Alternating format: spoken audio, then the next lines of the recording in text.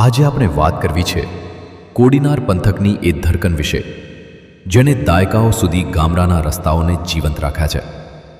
એટલે કે આપણા કોડીનારની શાનદાર છકડો રિક્ષા. સમયનું પૈડું જ્યારે ફરે છે ને સાહેબ, ત્યારે એ જૂના રસ્તા અને જૂના સાથીદારોને પાછળ છોડતું જાય છે. આ એ જ કોડીનારની ગલીઓ છે જ્યાં એક સમયે છકડાના એન્જિનનો અવાજ સંભળાય એટલે સમજી લેવાનું કે ગામ જીવતું થયું છે. પણ આજે એ જ અવાજ ક્યાં ખોવાઈ ગયો છે. એ દિવસો યાદ કરો જ્યારે દીકરીને આણામાં વળાવવાની હોય કે ખેતરેથી કપાસ કોડીનાર યાર્ડમાં લાવવાના હોય. છકડો એકમાત્ર સહારો હતો. ગામડાના પાદરે લોકો કલાકો સુધી રાહ જોતા, પણ એ રાહ જોવામાં એક મીઠાશ હતી.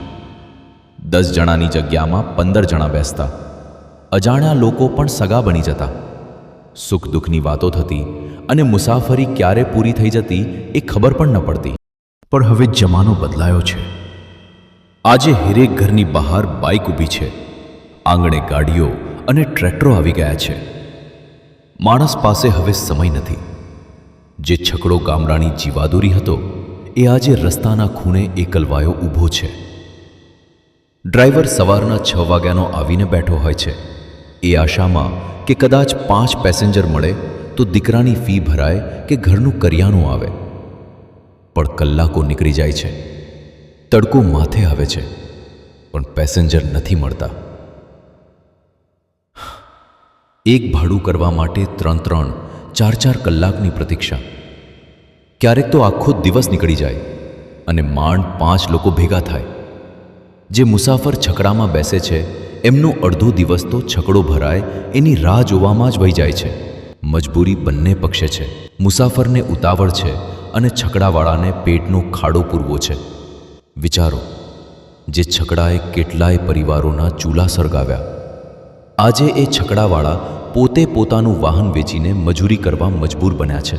ઘણીવાર પ્રગતિની દોડમાં આપણે એ ભૂલી જઈએ છીએ કે આપણે કોની ઉપર પગ મૂકીને આગળ વધ્યા છીએ.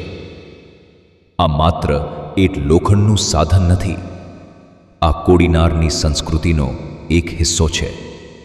જે માણસે આખી જિંદગી સ્ટીયરિંગ પકડીને ગામડાઓને જોડ્યા, આજે એનો હાથ પકડવાવાળું કોઈ નથી. છકડાની એ ડગડગ હવે ધીમી પડી રહી છે. કદાચ થોડા વર્ષો પછી એ માત્ર વાર્તાઓમાં રહી જશે. શું આપણી આ આધુનિકતા કોઈના રોટલા છીલવી રહી છે?